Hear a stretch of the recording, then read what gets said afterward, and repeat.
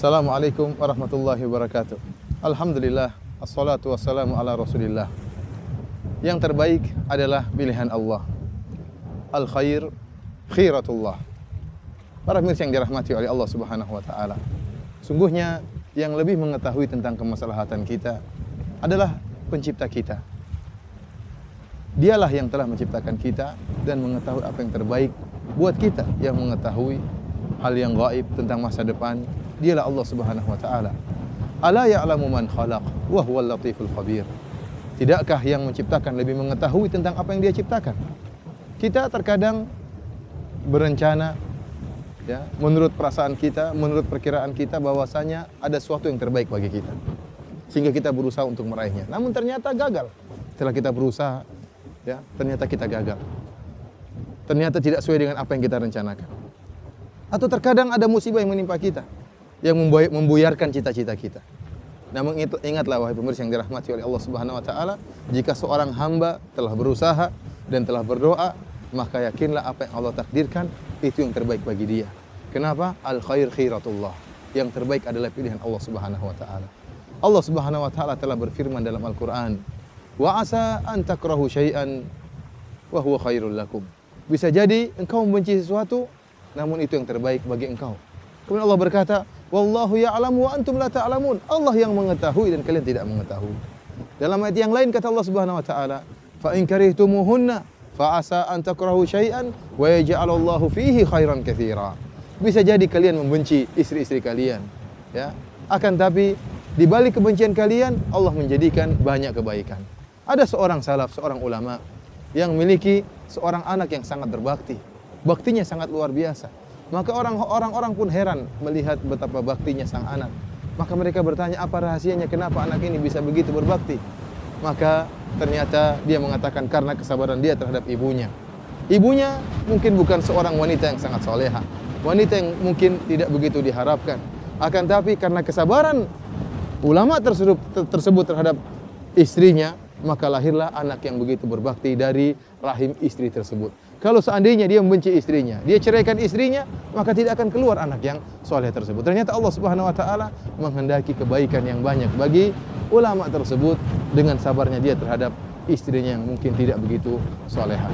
Sungguhnya Allah Subhanahu wa taala telah memberikan beberapa contoh dalam Al-Qur'an tentang bahwasanya pilihan Allah adalah yang terbaik, yang terkadang di luar dari imajinasi kita, di luar dari perkiraan kita, di luar dari hayalan kita. Contohnya seperti kisah Nabi Yusuf alaihissalam. Allah Subhanahu wa taala ya menyebutkan dalam Al-Qur'an kisah Nabi Yusuf yang sangat luar biasa. Ya, nahnu naqussu 'alaika ahsanal qasas, kata Allah Subhanahu wa taala, wahai Muhammad, kami kisahkan kepada engkau dengan kisah yang terbaik. Kisah siapa? Kisah Nabi Yusuf. Kisah yang penuh dengan perkara-perkara yang menakjubkan.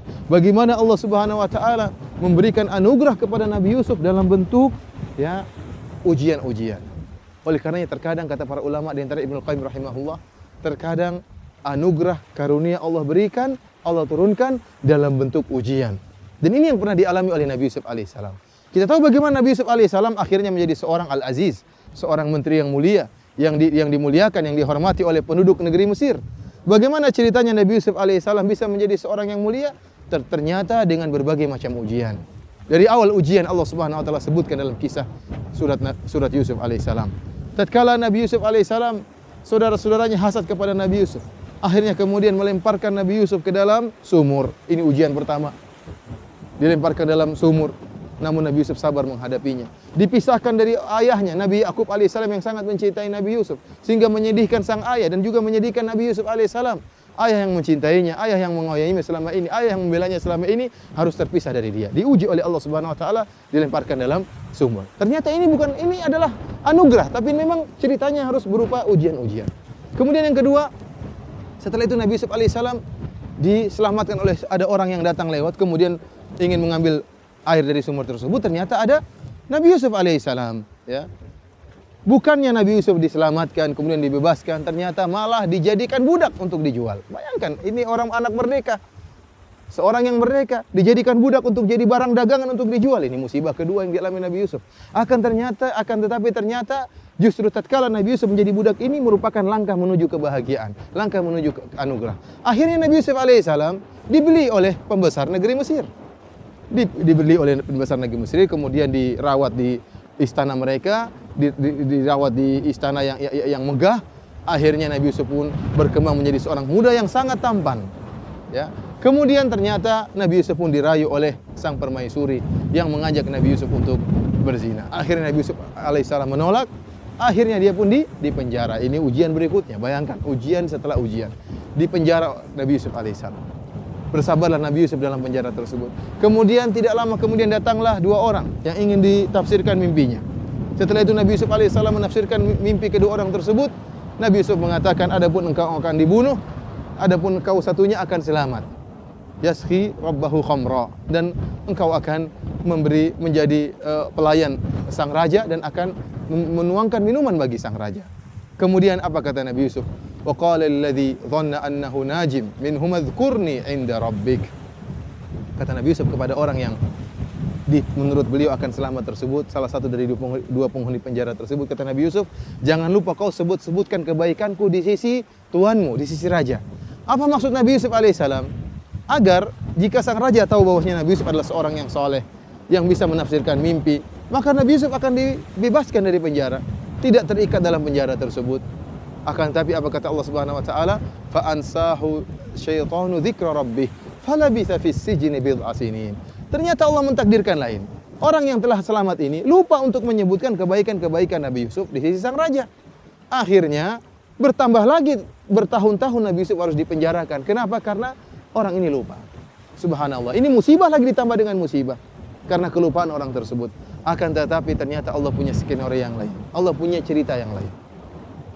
Ternyata kelupaan orang ini adalah anugerah. Sampai kapan? Sampai akhirnya sang raja yang bermimpi. Inni ara sab'a baqaratin simanin ya'kuluhunna sab'un ijab wa sab'a sumbulatin khudrin wa ukhra yabisat. Dia mimpi, dalam mimpinya dia melihat ada 7 ekor sapi gemuk dimakan oleh 7 ekor sapi yang kurus, dan ada sumbulah yang kering, ada sumbulah yang hijau.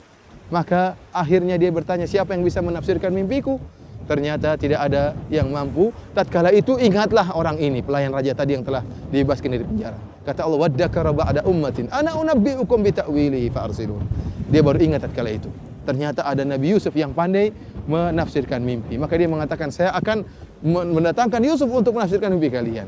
Ternyata Yusuf alaihissalam, Allah menjadikan orang ini baru ingat tatkala sang raja yang mimpi langsung. Maka kemudian Nabi Yusuf alaihissalam menafsirkan mimpi sang raja, baru ketahuanlah bahwasanya Yusuf alaihissalam adalah seorang yang hebat. Maka akhirnya Nabi Yusuf alaihissalam diangkat menjadi seorang menteri yang mulia. Lihatlah para pemirsa yang dirahmati oleh Allah Subhanahu wa taala.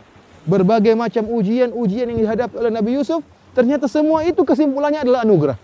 Kesimpulannya adalah karunia. Allah ingin mengangkat Nabi Yusuf menjadi seorang raja. Bahkan bukan cuma itu, akhirnya Nabi Yusuf alaihissalam bisa mendatangkan ayah dan ibunya dan keluarganya semua dipindahkan ke Mesir, dari kehidupan yang sulit menjadi kehidupan yang lapang. Ini anugerah yang luar biasa, akan tapi ternyata ceritanya tidak seperti yang kita bayangkan. Tidak semua anugerah datang dalam keadaan penuh kenikmatan. Ternyata anugerah yang dialami oleh Nabi Yusuf, karunia yang dialami oleh Nabi Yusuf ternyata melewati ujian-ujian, berbagai macam ujian.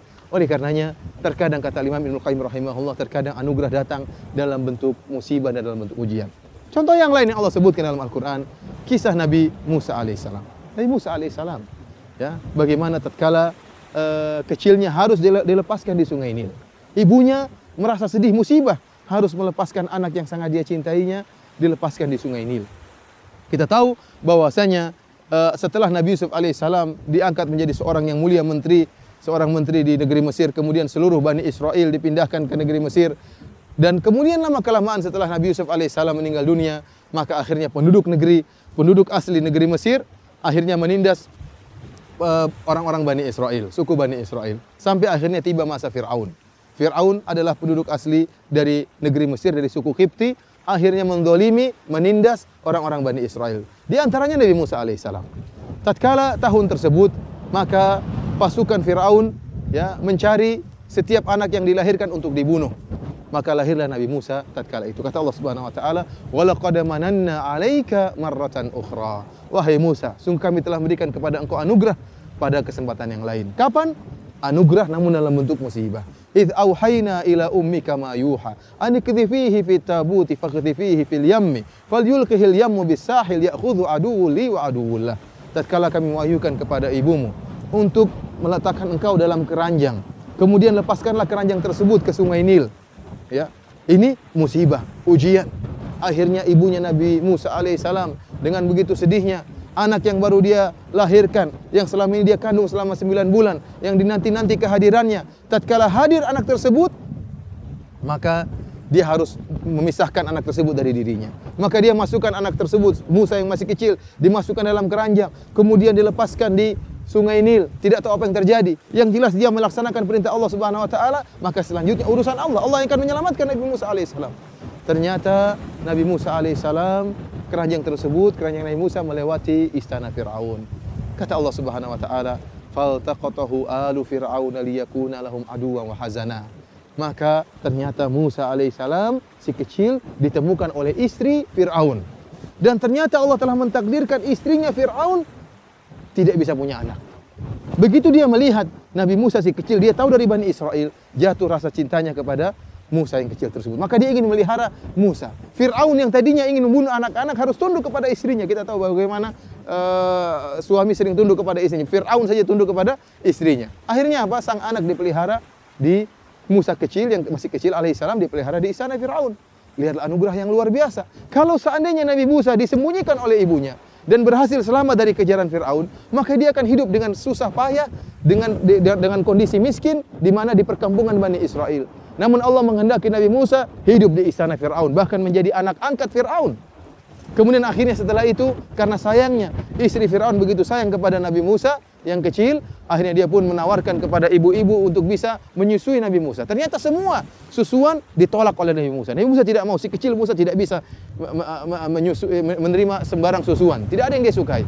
Sampai akhirnya datanglah ibunya yang bisa menyusui Nabi Musa alaihissalam. Ternyata ada seorang ibu yang cocok bisa menyusui Nabi Musa. Akhirnya ibunya Nabi Musa pun alaihissalam dipindahkan tinggal di kerajaan untuk merawat Nabi Musa alaihissalam.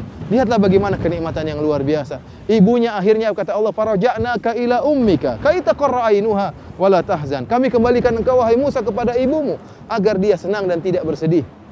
Allah yang mengatur itu semua. Akhirnya ibunya pun tinggal di kerajaan Fir'aun, mengurus anaknya sendiri Nabi Musa alaihissalam, bahkan digaji oleh Fir'aun. Luar biasa, ini adalah anugerah yang Allah berikan kepada Nabi Musa dan kepada ibunya Nabi Musa dalam bentuk musibah-musibah. Oleh karenanya para mirsa yang dirahmati oleh Allah Subhanahu wa taala, jika kita terkena musibah, jika kita sudah berusaha dan berdoa ternyata ada suatu hal yang membuyarkan cita-cita kita, tidak sesuai dengan keinginan kita, maka yakinlah bahwasanya di balik segala sesuatu pasti ada hikmahnya. Pasti ada hikmahnya. Terkadang hikmah tersebut Allah buka seketika itu pula. Terkadang hikmah tersebut Allah buka setelah bertahun-tahun. Terkadang hikmah tersebut tersembunyikan, tidak ada yang tahu.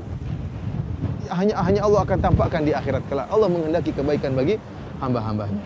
Dan di akhir dari apa yang ingin saya sampaikan ini ada suatu ilustrasi yang disebutkan dalam sebagian kisah, ya, hanya sekedar ilustrasi, kita tidak tahu tentang kebenaran kisah ini, tentang seorang raja dengan seorang menteri, ya. Menterinya ini senantiasa berkata al khair khiratullah, bahwa yang terbaik adalah pilihan Allah Subhanahu wa taala. Setiap ada orang terkena musibah, maka dia pun mendatangi orang tersebut dan menasihati dengan mengatakan yang terbaik adalah pilihan Allah Subhanahu wa taala. Suatu saat sang raja yang terkena musibah, sang raja jarinya terputus. Maka datanglah sang menteri dengan penuh semangat mengatakan, wahai sang raja, yang terbaik adalah pilihan Allah. Jarimu putus itu yang terbaik. Maka sang raja pun tersinggung dan marah. Dia mengatakan, jari saya putus yang terbaik, penjarakan orang ini. Akhirnya sang menteri pun dipenjarakan. Tatkala sang menteri dipenjara, dengan mudah dia berkata, al khair khiratullah, yang terbaik adalah pilihan Allah Subhanahu wa taala. Ternyata benar. Suatu saat sang raja pun keluar bersama anak buahnya dalam rangka berburu atau suatu keperluan. Akhirnya mereka terjebak pergi ke tempat yang jauh. Akhirnya mereka ditangkap oleh orang-orang penyembah dewa atau penyembah roh. Kemudian ditangkaplah mereka dan disembelih mereka satu persatu untuk tumbal bagi Tuhan mereka. Disembelih satu persatu anak buah sang raja. Tatkala tiba untuk menyembelih sang raja, mereka dapati sang raja ternyata jarinya putus. Ternyata raja seorang yang cacat, sehingga mereka mengatakan orang yang cacat tidak pantas untuk diserahkan bagi dewa kita. Akhirnya dibebaskanlah sang raja. Tatkala itu sang raja pun sadar, ternyata apa yang dikatakan sang menteri betul. Jarinya putus ini ternyata merupakan kebahagiaan, merupakan anugerah, sehingga dia tidak jadi dibunuh oleh mereka. Akhirnya dia pun pulang dengan begitu semangat, kemudian membebaskan sang menteri dan mengatakan, benar perkataanmu, yang terbaik adalah pilihan Allah Subhanahu wa taala. Saya selamat dari cengkeraman mereka. Namun saya ingin bertanya, Kenapa waktu engkau di penjara engkau berkata yang terbaik adalah pilihan Allah Subhanahu wa taala? Apa kebaikan yang kau alami dalam penjara? Kata sang menteri, seandainya saya tidak di penjara, maka saya pun akan berburu dengan engkau dan saya akan ditangkap oleh mereka dan saya akan disembelih oleh mereka. Oleh karena saya di penjara adalah yang terbaik. Demikianlah para pemirsa, semoga kita senantiasa berhusnudzon kepada Allah Subhanahu wa taala.